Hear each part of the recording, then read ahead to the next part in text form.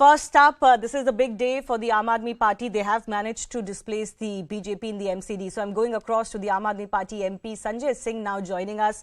And Sanjay Singh, thanks a lot for giving us your time.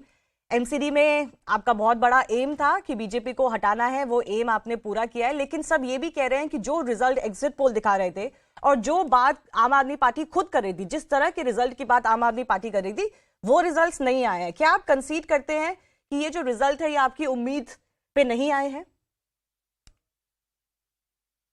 देखिए, ये बहुत बड़ी विक्ट्री है अगर आप इसको जीत के तौर पे देखें, इसलिए कि 15 साल से भारतीय जनता पार्टी का किला था एमसीडी में, गढ़ था एमसीडी में।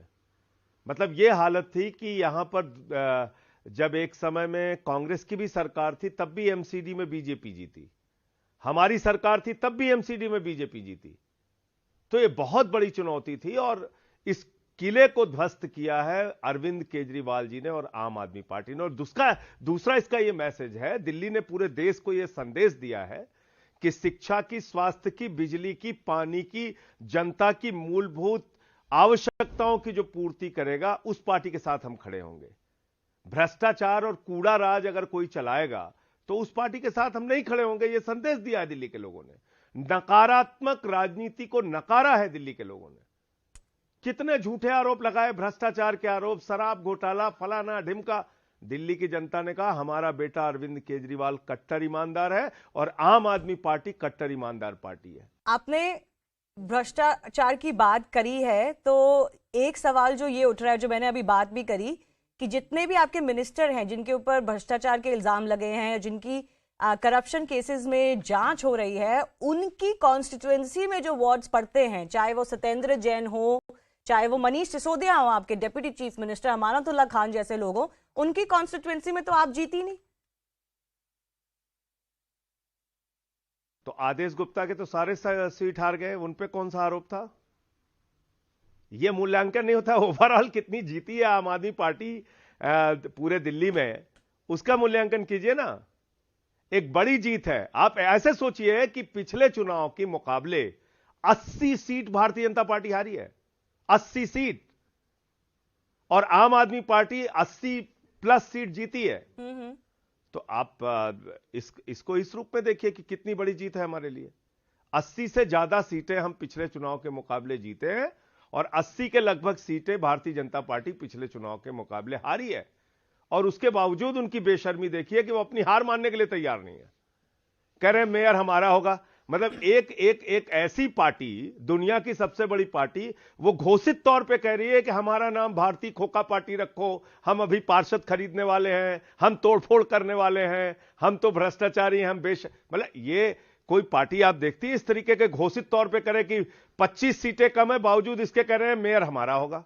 मतलब खुलेआम कह रहे हैं कि हम तो खोखा पार्टी हैं, हम तो खोखा खोखा करेंगे। जो महाराष्ट्र में किया, जो उत्तराखंड में, अरुणाचल में, कर्नाटक में, मध्य प्रदेश में किया, वही करेंगे।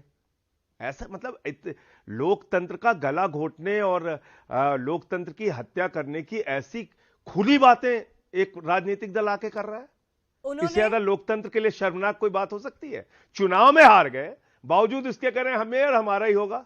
मैं ये सवाल आपसे पूछने ही वाली थी। बीजेपी ने ये कहा है कि इस रिजल्ट के बाद मेयर आम आदमी पार्टी का होगा या नहीं होगा, या होगी या नहीं होगी, ये गारंटी नहीं है।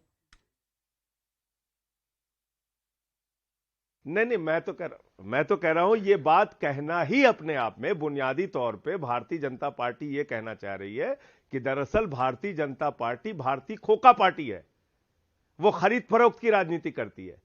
आखिर आप बताइए कि जब उनके नंबर 25 की संख्या में कम आए हैं लगभग, तो कैसे वो ये कह रहे हैं कि उनका ही मेयर होगा?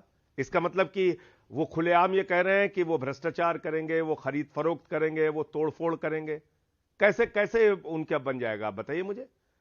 जो प्रयोग उन्होंने शिंदे के साथ किया, जो प्रयोग वो दिल्ली में कर रहे थे, जो पंजाब में कर रहे थे, जो उन्होंने एमपी में, कर्नाटका में, अरुणाचल में, उत्तराखंड में किया, वो कह रहे हैं दिल्ली में हम अब मेयर में भी यही करेंगे।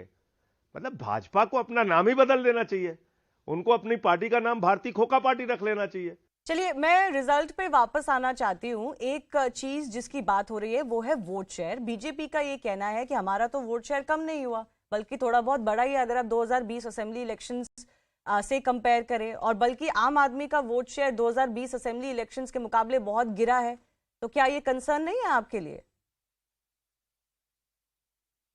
देखिए, हर चुनाव, दिल्ली में हर चुनाव का परिणाम और हर चुनाव के नतीजे अलग अलग आते हैं। अब आप देख लीजिए, 2015 में हमको 67 सीटें मिली। 2017 में एमसीडी के चुनाव में हम बुरी तरीके से हारे। 2019 में लोकसभा के चुनाव में हम हारे। 2020 के चुनाव में फिर हमें प्रचंड बहुमत मिला। 2022 के एमसीडी चुनाव में फिर हम जीत के आए। तो आप कंपेयर करेंगे एमसीडी चुनाव 2017, एमसीडी चुनाव 2017 की तुलना में 80 सीटें भारतीय जनता पार्टी पिछली चुनाव के मुकाबले हारी है, और 80 सीटें आम आदमी पार्टी पिछले चुनाव के मुकाबले जीती है। इसको इस रूप से मूल्यांकन कीजिए ना। आप एमसीडी के चुनाव को विधानसभा के चुनाव से मिक्स करेंगे, फिर विधानसभा के चुनाव को लोकसभा के चुनाव से मिक्स करेंगे। दिल्ली में अलग पैटर्न रहा है चुनाव की वोटिंग का, जैसे वो आजकल हर राज्य में मिलता है। जैसे यूपी का ले लीजिए, उत्तर प्रदेश में लोकसभा में एक अलग तरह के परिणाम आए थे, जब विधानसभा का चुनाव आया तो अलग तरह का परिणाम आया। नहीं, आप सही बात कह रहे हैं, बट फिर इस बात से एक बात जो और ऐड होगी कि आम आदमी पार्टी फिर क्यों एमसीडी इलेक्शन को बोल रही है कि नेशनल मैसेज गया है? आप खुद कह रहे हैं एमसीडी इलेक्शन अलग होता है, स्टेट अलग होता है, असेंबली अलग होता है, नेशनल अलग होता है, और जनता अलग अलग वोट करती है। लेकिन आप तो ऐसे मैसेज कर रहे हैं कि एमसीडी इलेक्शन में जीत गए तो इसका मतलब नेशनल मैसेज गया है। तो क्या आप नहीं बढ़ा रहे हैं एमसीडी विक्ट्री को कुछ ज्यादा? ये बहुत अच्छी बात, ये आपने बहुत अच्छी बात कही। बिल्कुल हम बढ़ा रहे हैं। हम ही लेके आए थे नड्डा जी को यहां चुनाव प्रचार में। 17 केंद्रीय मंत्रियों को हम लेके आए थे, 8 मुख्यमंत्रियों को हम लेके आए थे, 400 सांसदों की ड्यूटी हमने लगाई थी दिल्ली में। तो बढ़ाया किसने? इस चुनाव को बड़ा किसने बनाया? इस चुनाव को राष्ट्रीय महत्व का बनाया किसने? दुनिया की सबसे बड़ी पार्टी का राष्ट्रीय अध्यक्ष अगर प्रचार कर रहा है, उस पार्टी के 8 मुख्यमंत्री प्रचार कर रहे हैं, 17 केंद्रीय मंत्री प्रचार कर रहे हैं, 400 सांसद प्रचार कर रहे हैं, तो भारतीय जनता पार्टी ने खुद ही इस चुनाव को राष्ट्रीय बनाया। तो ये राष्ट्रीय संदेश है दिल्ली के चुनाव से। अच्छा, चलिए, ये तो बीजेपी ने साबित किया ना। फाइनली संजय जी, मुझे ये बताइए, अब आप एमसीडी में भी होंगे डोमिनेटिंग पोजीशन में, दिल्ली सरकार में तो आप है ही, और एक बड़ी चुनौती आपके लिए होगी एक तरह से, क्योंकि डुप्लिसिटी या मल्टीप्लिसिटी ऑफ अथॉरिटी की बात दिल्ली में बहुत होती है, और आपने बहुत बोला है कि इसकी वजह से हम अच्छा काम नहीं कर पाते। मैं एलजी का सवाल अलग रखती हूँ, लेकिन अब एमसीडी और दिल्ली सरकार आपकी है, तो अब तो दिल्ली का चेहरा बदल जाना चाहिए ना अगले 5 सालों में। आपके लिए बहुत बड़ा चैलेंज है अभी ये। निश्चित रूप से, और हमको भी बिल्कुल तैयार है, और हमको बहुत सहूलियत होगी अब काम करने में, क्योंकि एमसीडी के बहुत सारे काम हम लोग नहीं कर पाते थे। खास तौर से ये कूड़े का पहाड़ जो बना है, इस पे हमारी सरकार कोई काम नहीं कर सकती थी। दिल्ली के अंदर लिंटल और इन सब के निर्माण के नाम पे जो रिश्वतखोरी, भ्रष्टाचार चलता था, उस पे हम सीधे तौर पे कोई कार्रवाई नहीं कर पाते थे। तो मुझे लगता है कि ये एक अच्छा मौका है आम आदमी पार्टी के लिए। एमसीडी में भी हमारी सरकार, दिल्ली में विधानसभा में भी हमारी सरकार, और दोनों सरकारें मिलकर अच्छे ढंग से काम करेंगे।